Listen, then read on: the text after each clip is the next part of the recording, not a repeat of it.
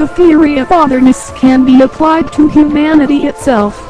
To you kids of Rochester, people living in Minneapolis would be friendlings from a different region, in Bangladesh would be outlandings from a different continent. The entities you can communicate with are Raman. For example, Mr. Larson when proving tests, or even Google leaving China, since neither are destroying one another through this settlement. Meanwhile, people who refuse to communicate and instead use force to get their way, like terrorists, can be considered Uriel C. Beyond that, there is a great similarity between nuclear weapons of your age and the little doctor used during the first genocide and almost used for a second genocide.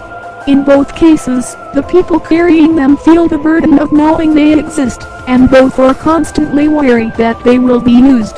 Moral of the story, we are the real C, but we can change that.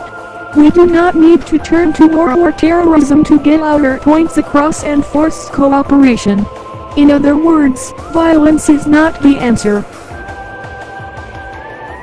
Now that we have all spent more than 5 minutes on this, I would highly recommend reading Orson Scott Card's Ender series.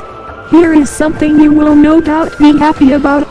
He doesn't believe literature should be coated in layers of meaning, but should be set plain. In his own words, if the first reading did not achieve, why should a reader return for a second pass? And with that, I bid you adieu. Sayonara. Ciao. Bye-bye.